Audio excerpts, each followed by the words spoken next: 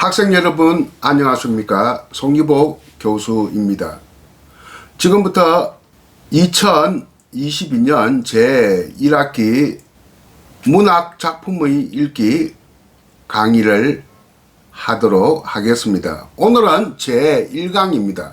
그리고 개인적인 소회를 먼저 밝히면 내가 올해 8월 말에 정년퇴임을 하는데 교수로서 마지막 강의가 되겠습니다.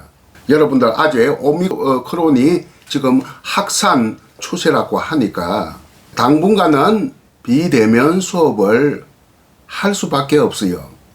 일단 이렇게 동영상을 통한 송기복 교수의 이번 학기에 있을 마지막 강의는 4차례 지금 동영상 강의를 준비를 해 두었습니다.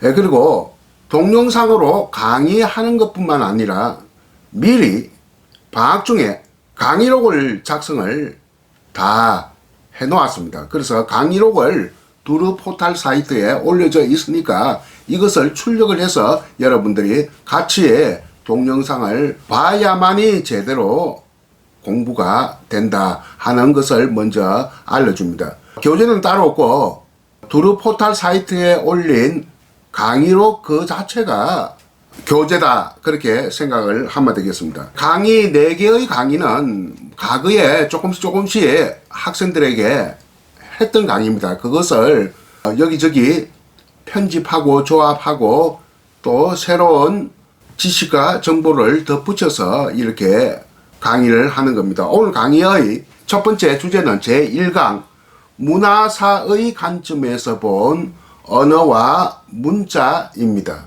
나도 이렇게 복사를 했습니다. 여러분들도 이때 복사를 해서 공부해야만이 제대로 제가 의도한 바를 여러분들에게 잘 전달될 수 있을 것 같습니다. 그러면 오늘 첫 번째 수업으로 인문학적 교양의 인문에 해당하는 내용을 가지고 여러분과 함께 생각을 해보겠는데요. 오늘의 강의 주제는 이렇습니다. 문화사의 관점에서 본 언어와 문자. 진짜 호기심이 생길수록 학습 효과가 있거든요. 여러분들이 이걸 듣고 참 접하고 싶다 하는 그러한 내용인지 하는 것은 여러분들의 몫입니다. 처음에는 이 강의를 문화사라고 하지 않고 문명사로 했어요. 문명사의 관점에서 본 언어와 문자. 그러니까 갑자기 처음부터 문명 문화 하는 문제가 부딪히게 되는 거예요. 여러분들도 문명은 또 뭐고 문화는 무엇인가? 비슷한 말은 비슷한 말인데 같은 말은 아니다 하는 것을 여러분도 느끼고 있을 겁니다. 그래서 처음에는 문명이라 했다가 이렇게 문화로 바뀐 이유가 있습니다. 나도 젊었을 때부터 문화와 문명에 대해서 어떤 차이가 있는지 아주 궁금해 했습니다. 지금도 정확하게 알 수가 없어요. 이거 정확하게 알려면 사회학을 공부하고 문화 인류학을 공부해야만이 정확하게 파악할 수 있지 않겠어요. 저는 젊었을 때 대체로 문화는 정신문화고 문명은 물질 문명이다. 이 정도로 차이점을 생각을 했는데 이거는 잘못된 생각입니다.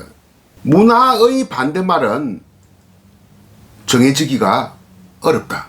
문화 반대말이 뭡니까? 참 안에 갖다 붙이기가 힘듭니다. 근데 문명의 반대말은 뭐냐 하면 이것은 좀 분명해집니다. 자, 여기서 차이가 있습니다.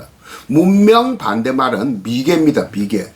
미개발, 개발되지 않았다. 혹은 또 개척되지 않았다. 이런 뜻으로 또 개화되지 않았다. 이런 뜻으로 두루 포괄적으로 써 있는 말. 미개.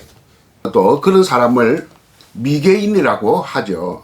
그런데 문화는 문명과 미개를 포괄하는 개념이다. 이렇게 보면 되겠습니다. 그러니까 개념이 상위 개념이다 라고 생각을 하면 되겠습니다.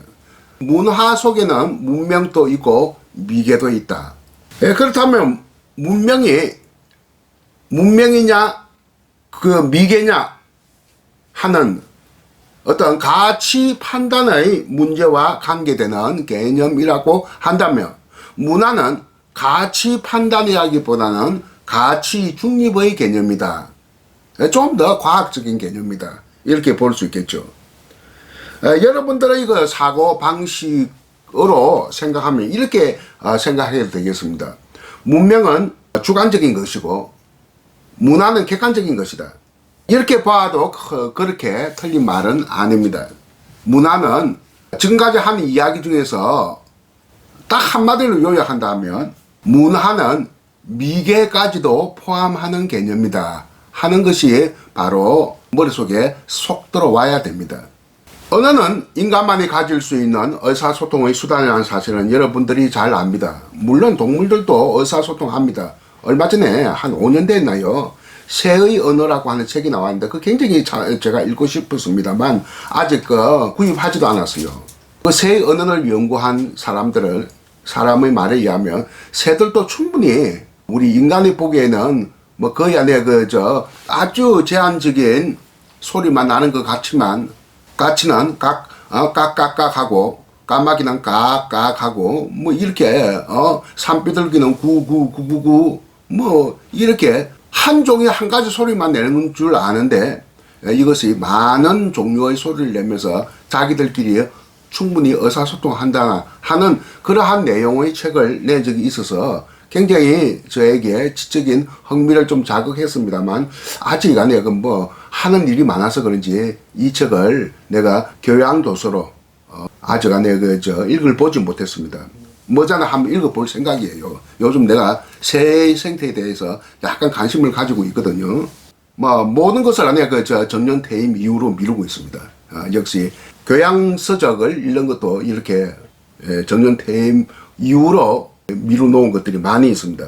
어쨌든 2차 세계대전 이후에 그래도 인간과 가장 이렇게 유전적으로 가까운 영장류, 그러니까 원숭이나 침팬지 이런 영장류들에게 언어를 가르치면 과연 습득이 가능한가 하는 문제에 대해서 많은 학자들이 관심을 가지고 정말 키웠다고 합니다. 우리가 개나 고양이 키우듯이 키우면서 말을 가르쳤다 하는데 다 실패했어요. 가장 1차적인 본능의 세계와 관계되는 것들,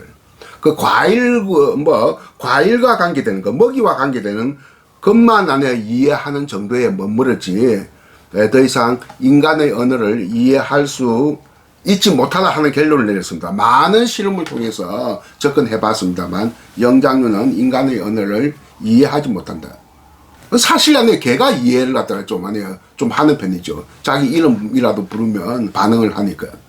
어쨌든 언어는 인간만이 가지고 있는 유력한 의사소통의 수단이다 하는 것을 여러분에게 먼저 말씀을 드리고요. 언어는 종류가 참 많습니다. 그런데 언어 중에서 2000년 이상의 역사를 가진 언어는 그렇게 많지 않습니다. 뭐 이집트어, 인도어, 중국어, 그리스어, 이탈리아어 이런 유구한 역사를 가진 나라의 언어만이 존속하고 있죠. 우리도 2000년 이상 된 언어라고 할 수 있겠죠. 그런데 종교적인 문헌과 관련된 고전어가 오랜 생명을 유지를 하는 경우가 많습니다. 유대인의 히브리어나 그리고 인도의 산스크리트어, 이 산스크리트어는 힌두교의 경전이기도 하고 또 불경의 언어이기도 하죠. 그러니까 종교적인 것과 관련된 것이 좀 오래 유지된다 하는 점. 그리고 군사적으로 강성한 종족의 언어도 결국 또 소멸되더라 하는 겁니다. 그 대표적인 것이 기원전 1000년 동안, 그러니까 기원전 1000년 동안, 지금부터 대체로 2000년, 3000년 전에 한 1000년간을 걸쳐서 유라시아 대륙을, 유럽과 아시아 대륙을 합해서 유라시아 대륙이라 하는데 구대륙이라고 하죠. 인류의 역사는 대체로 유라시아 대륙에서 다 이루어진 것입니다. 그 신대륙이 발견된 것이 그렇게 오래되지가 않았죠. 한 1000년 동안 유라시아 대륙을 누비고 다녔던 유목 민족 키타이족도 결국은 정착하지 못하고 각 지역에 동화되어서 사라졌듯이 그 스키타이족의 언어인 스키타이어도 아무런 흔적조차 남기지 않고 소멸되었습니다. 스키타이어처럼 이렇게 기념비도 기록문학도 남기지 못하고 역사의 진공 속에 사라진 언어들이 무수히 많습니다. 대체로 문자를 가진 언어는 역사 속에 살아남기도 했지요. 우리말 한국어도 늦게나마 우리 고유의 문자인 한글이 만들어짐으로써 세계에서 발전에 성공한 언어 중의 몇 되지 않은 언어로 지금 존속하고 있습니다. 스키타이족은 아주 군사적으로 강성해서요. 여기저기 돌아다니다 보니까 결국은 유목민족은 쇠하거나 망하게 되는 것 같아요. 그 몽골 민족이 그 세계를 지배하다시피 하는데, 뭐 지금 몽골 그 나라는 우리보다 훨씬 크지만 인구는 부산 시민 정도밖에 되지 않아요. 그러니까 몽골도 그렇지, 만주족은 중국을 지배했지만 그 만주족이 지금 만약에 흔적도 없이 사라졌잖아요. 그 만주족이 다 한족에 동화되어 가지고 분명히 우리가 조상들이 만주족인데 하면서도 만주어를 사용하지 않으니까 정체성이 없는 거예요. 그리고 자기들도 다 한족이라고 하는 겁니다.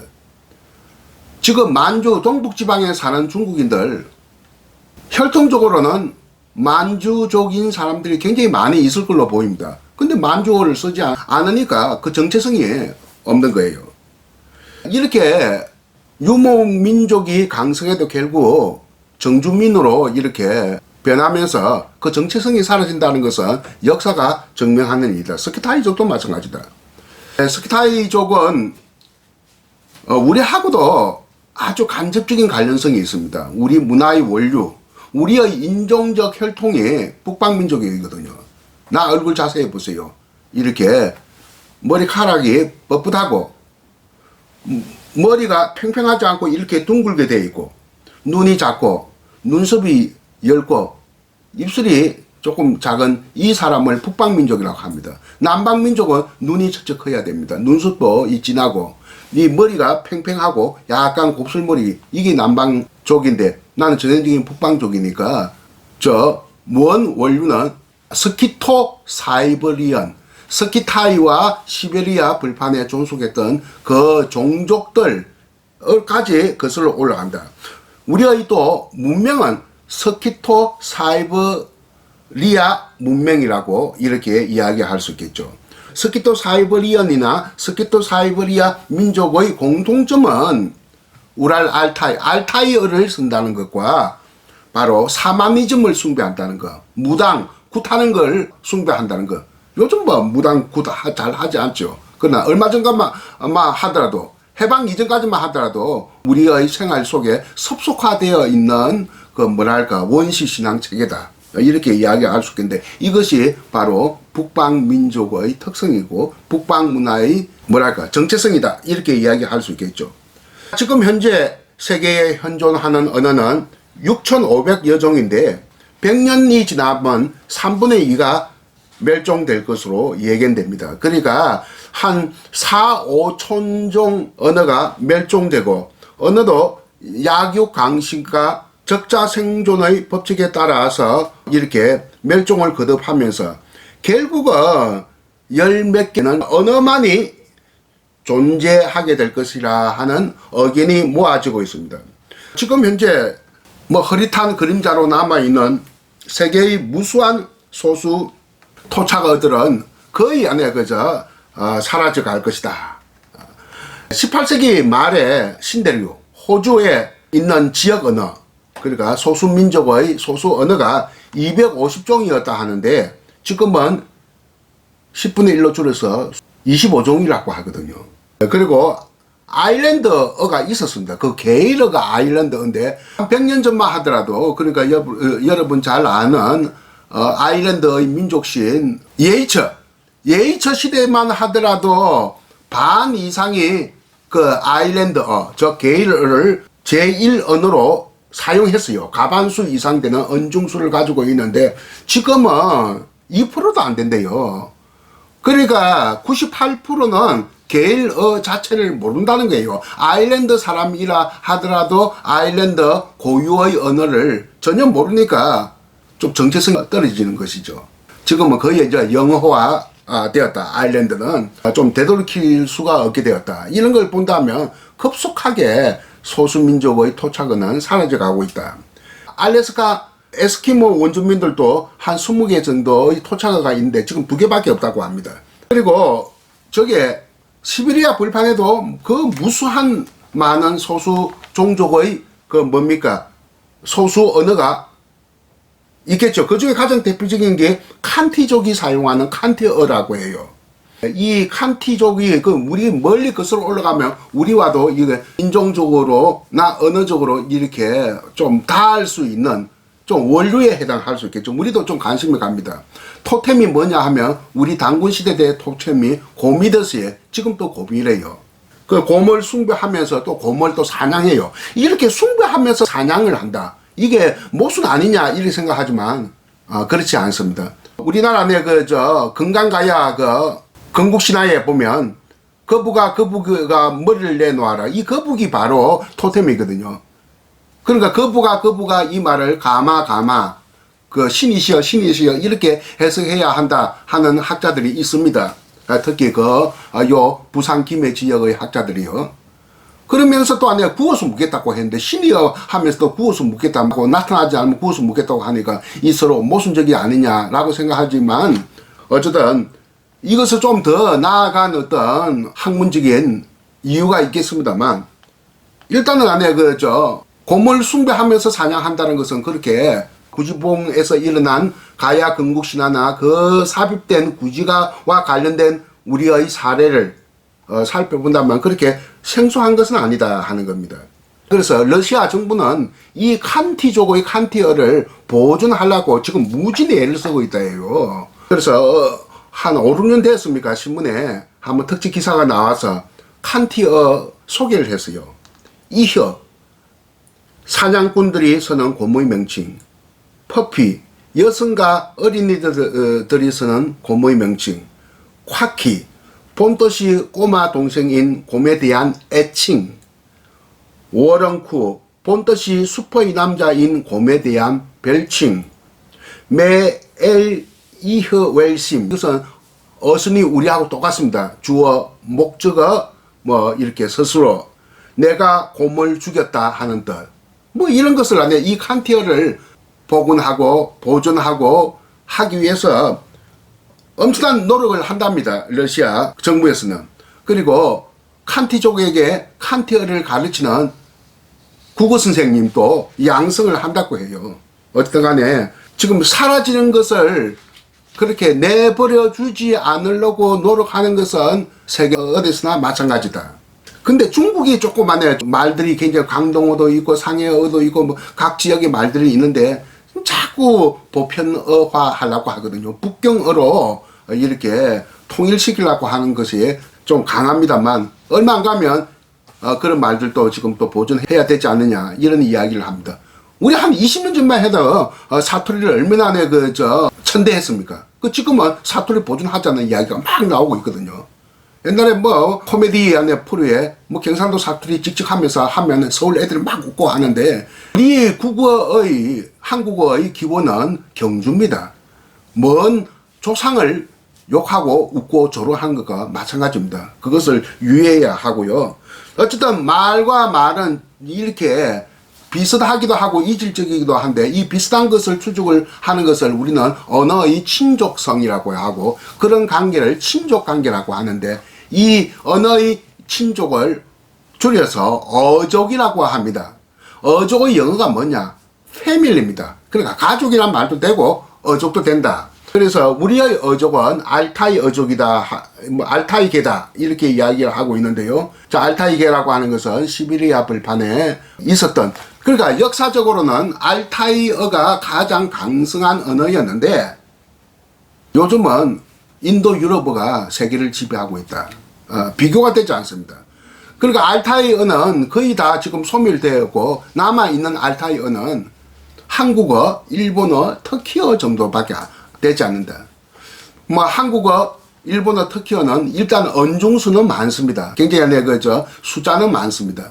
합하면 뭐 매덕되니까 그렇게 알타이어가 그렇게 알타이 어족이 세계에서 언중수로 한다면 그래도 몇 번째 갑니다. 정확하게는 알 수가 없습니다만 그 알타이 어족이 이렇게 친족성을 가졌다 하는 것은 이미 밝혀진 바이고 이기문 선생의 국어사 개설이라고 하는 이거는 뭐 세계적으로 유명한 책입니다.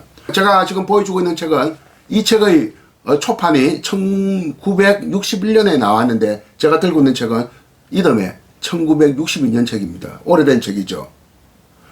최근에 이게 초판본이 안 나와서 제가 살까 했는데 그냥 놓쳐버렸습니다. 이거 재판만 해도 충분하죠. 이 책에 보면 물이라고 하는 말이 어떻게 친족성을 가지고 있느냐.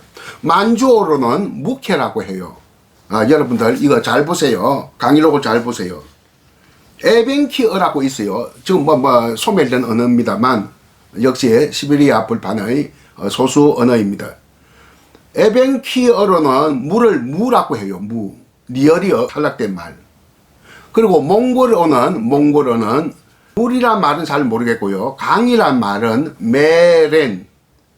중세 한국어는 멀이라고 했습니다. 멀이 물이 되는 것이죠. 현대 일본어를 물을 뭐라고 합니까? 미저라고 하거든요. 뭔가 비슷하게 발음되고 있죠. 묵해, 무, 메렌, 멀, 미저. 이것을 우리는 언어의 친족성이라고 하지 않습니까? 그리고 지금 세계의 어족은 한 7가지 정도로 크게 분류되고 있는데요. 주요 어족은 인도 유럽어입니다. 인도어와 그 유럽의 각종 언어들은 뿌리가 같습니다. 무슨 정관사가 있고 부정관사가 있고 무슨 목조가 우리말하고 달리 스스로 뒤에 나오기도 하고 이런 것들이 아니에요.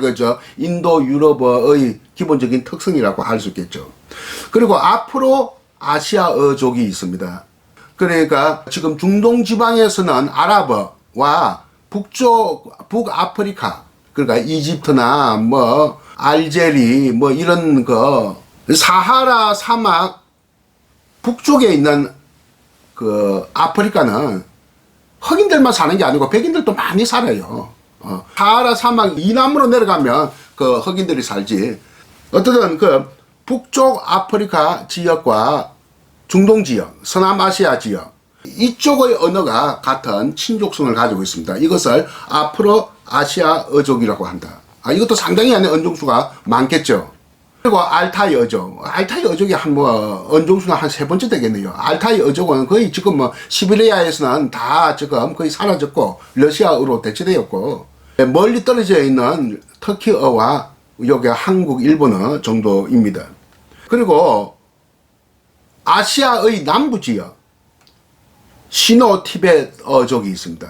시노는 중국어를 말하거든요. 중국어와 티베트어가 서로 친족성을 가지고 있고 그리고 그 밑에 무슨 말레이어니 동남아시아 언어들 있지 않습니까? 이것도 결국은 베트남어도 마찬가지입니다. 그러니까 중국어, 동남아시아어, 티베트어가 같은 한 통수로 묶어질 수가 있다. 이것은 지금 알타이어보다 숫자가 훨씬 더 많죠. 왜? 중국만 해도 지금 14억, 15억이지 않습니까? 그렇다면 좋게 한 20억은 될 것 같은데, 한국, 일본, 터키 다 합해봤자, 인구수가 한 3억 될라나요? 한 3억 되겠네요. 그러니까, 언종수는 알타이 어족이 한 4위 정도 되겠네요. 옛날에는 첫 번째였다. 아주 옛날에는, 기원전에는, 이렇게 생각하면 되겠습니다. 제가 얼마 전에 심심풀이로 이렇게 학문적인 저서도 이 심심풀이를 읽어야 이 지적인 호기심을 충족시킬 수가 있죠. 언어 고고학이라는 책이 있어요. 영국의 고고학자 콜린 램프류라고 하는 사람이 쓴 이 번역된 책을 내가 아주 흥미롭게 읽었어요. 거기에 대한 이야기들이 지금 나와 있는데요. 결론이 마지막 페이지에 있어요. 결론에 보니까 인도 유럽어의 그 원형은 지금의 터키 지역에서 시작되었다는 겁니다. 터키 그 지역을 뭐라고 하느냐 하면 아나톨리아라고 해요. 그리스어로 아나톨레, 저 동쪽이란 뜻입니다. 이 터키가 돌출하게 지중해로 향해서 이쪽으로 향해서 나온 이 큰 반도, 아주 그 반도가 큽니다. 이것을 아나톨리아 반도라고 하는데 지금 대부분 터키 국경에 포함되어 있는데 많은 종족과 민족들이 자리 바꿈을 했습니다. 엄청나게 터키는 원래는 돌골족이라고 해서 중국 서쪽에 있던 그 종족이었습니다. 한때 강성했습니다. 우리 고구려하고 같이 동맹을 맺고 당나라 견제하는 거 양쪽에서 동쪽 서쪽에서 견제하는 역할을 했습니다. 외교관계를 맺었습니다. 이 돌골족이요. 돌골족이 서쪽으로 중앙아시아를 넘어서 나아가서 더 이상 나아갈 데가 없는 아나톨리아 반도에 정착을 해서 터키 오스만 제국을 수립해서 동로마 제국을 멸망시켰으니까 대단한 강성한 민족이죠. 그래서 오늘날 터키 공화국으로 발전을 했는데 그 이전에는 많은 종족들이 아나톨리아 반도를 지배했습니다. 가장 오래전에 지배한 종족을 두고 소아시아라고 했습니다. 작은 아시아라고 했어요. 아나톨리아 반도의 소아시아. 그 농경도 유럽으로 정해주고 농사 짓는 법, 언어도 정해줬다는 겁니다. 이 안에 언어 고고학에 의하면, 그러니까 영국의 고고학자 콜린 램프르의 학설에 의하면 이게 맞을 겁니다. 이게. 그리고 포도주도 와인도 그 원류가 와인의 종주국이 아나톨리아 지역이었다. 책마다 약간씩 좀 다르지만 가장 그 신빙성이 높은 것은 소아시아 지역, 지금 아나톨리아, 지금의 터키 지역에서 와인이 만들어져서 양쪽으로 아무도 쓴 말이 없습니다만 나는 그것을 와인 로드라고 부르고 싶습니다. 무슨 실크로드라는 말 들어봤죠. 그리고 부처의 미소가 전파된 경로를 스마일 로드라고 해요. 이것을 나는 와인 로드라고 어느 책에도 나와 있지 않습니다. 와인 로드가 어떻게 그리스로 전파되었느냐. 육로로 전파된 거, 그러니까 아나톨리아 반도에서 그리스로 가는 그 북쪽의 그 해안가로 전파되는 길이 하나 있었고, 와인 로드. 또 하나는 그리스 반도 앞에 그 무수한 섬들이 많이 있거든요. 그 섬을 거쳐서, 그래서 그 섬에서부터 그리스 문화가 시작되거든요. 무슨 미노스 문명, 미케네 문명 하면서 여러분 세계사 시간 때 배우지 않았습니까?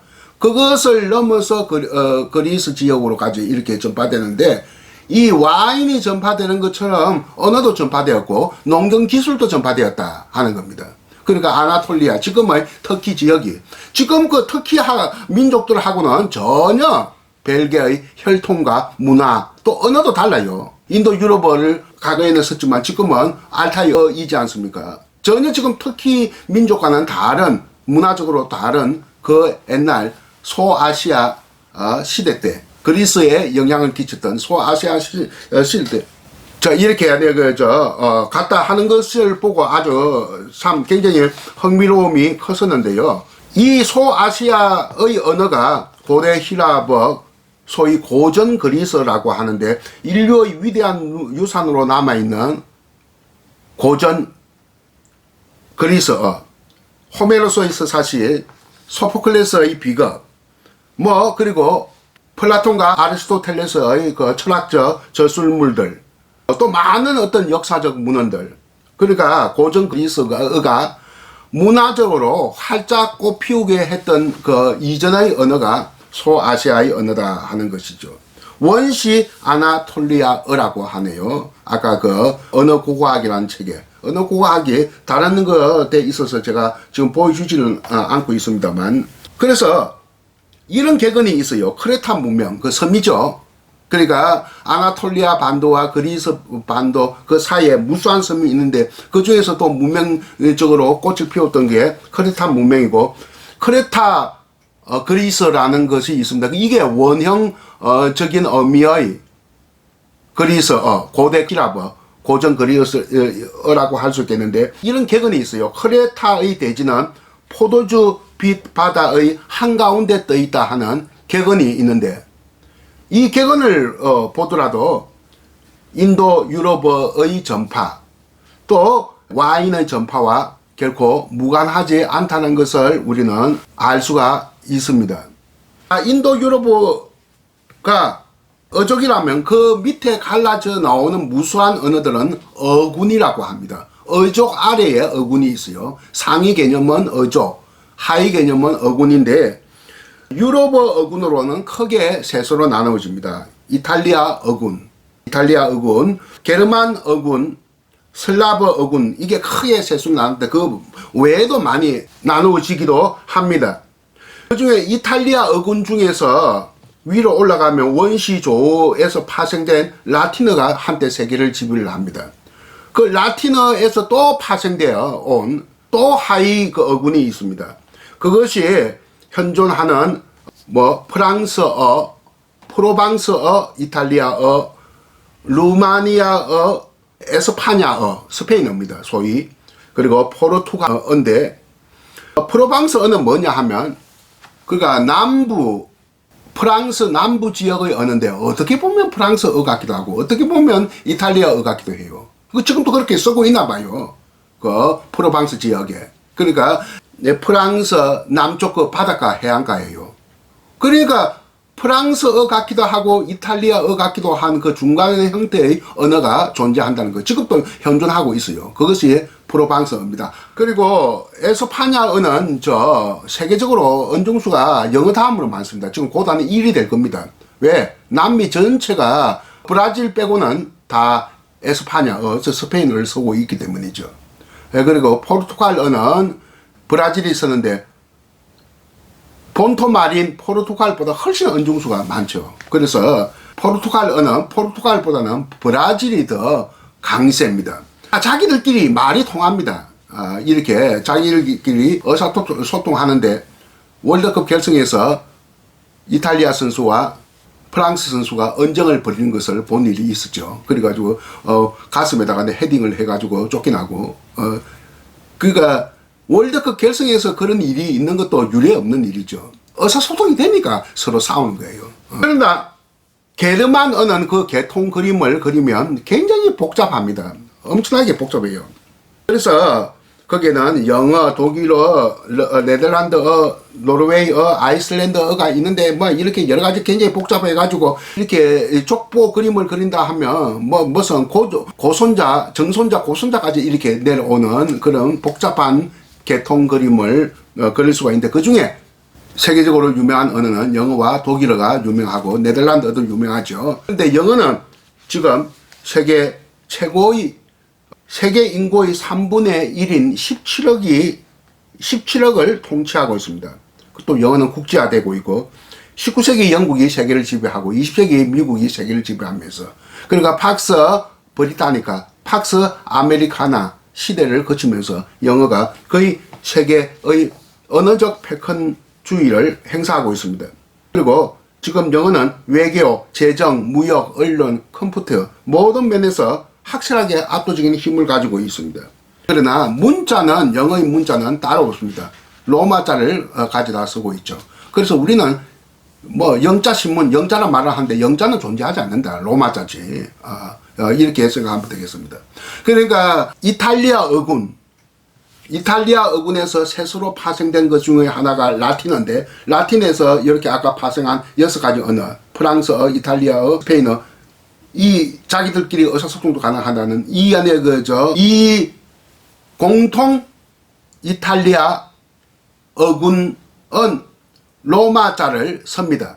그러니까 이 로마자를 쓰는데 이 로마자를 게르만 어군에 영향을 줘서 게르만 어군도 로마자를 씁니다. 그런데 슬라브 어군은 키릴 문자를 씁니다. 키릴로스라고 하는 9세기 그리스 정교 전도사가 만든 언어인데요.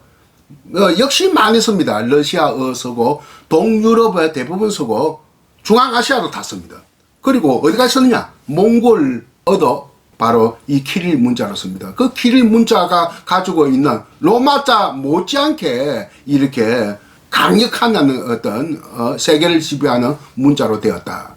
우리말과 가장 가까운 말은 어떤 말이냐? 일본어입니다. 근데 소통은 안 됩니다. 근데 이거 보세요. 아까 라틴어 그 후에 라틴에서 파생된 그 라틴어 어군들, 라틴어 어군끼리 소통이 된다고 하지 않았습니까? 근데 서로 외국어거든요. 이탈리아어와 프랑스어와 스페인어는 서로 외국어로 인정을 합니다. 그런데도 소통이 된대. 같은 중국어인데도 소통 안 되죠. 강동어, 상해어, 사천어, 무슨 북경어, 그 많은 안에 그 지역어들이 서로 소통되는 언어가 없습니다. 그래서 하나로 통일해야 된다 해서 수도말 북경어를 보편화라고 하는데, 보편화를 이렇게 쓰고 있죠. 중국어에서는. 같은 중국어라도 이렇게 소통이 안 되지만, 이렇게 라틴어에서 파생된 라틴어 어군의 언어들은 같은 외국어라도 소통이 된다는 거. 이게 좀 차이가 있겠고, 요즘은 그런 말을 안 쓰지만, 라틴어에서 파생된 라틴어 어군을 과거에는 로망서 제어라고 했습니다. 요즘도 그런 말 안 써요. 제자가 여러 제자, 여러 언어라는 뜻입니다. 우리는 알타이 어족, 일본어, 근데 일본어하고 한국어는 소통이 또 안 되죠. 그러니까 그 가까이 있으면서도 깊은 어떤 그 차이의 그 높이 있다. 그것이 해내탄이다. 이렇게 봅니다. 그러나 친족 관계를 증명해 줄 수 있는 것은 몇 가지 그 사례들이 있는데, 그것은 참 소수일 뿐이에요. 뭐 일단 한국과 일본어는 이렇게 어순이 비슷하다는 거, 목적어가 스스로 앞에 온다는 거, 뭐 간사가 없다는 거, 뭐 이런 것들. 그리고 해돋이를 갖다가 우리는 일출이라고 하고, 일본에서는 일출이란 말 안 쓰고 일립이라고 합니다. 설립자.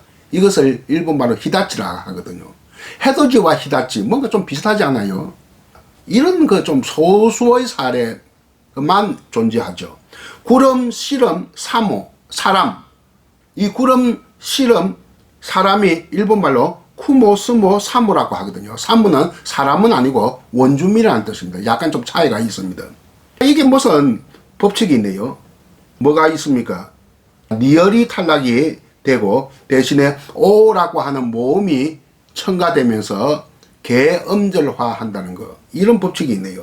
구름, 구모, 또 허리라는 구모리, 구모루, 구모리 돼서 허리입니다. 오늘은 날씨가 허리입니다.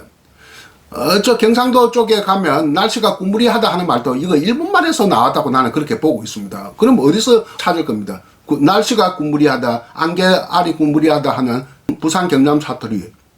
이것이 일본말 영향을 받았지 않느냐. 나는 그렇게 봅니다. 그러니까 우리가 일본에 전해주다가 다시 또 일본어를 통해서 받아들인 거예요. 역수입한 것이죠.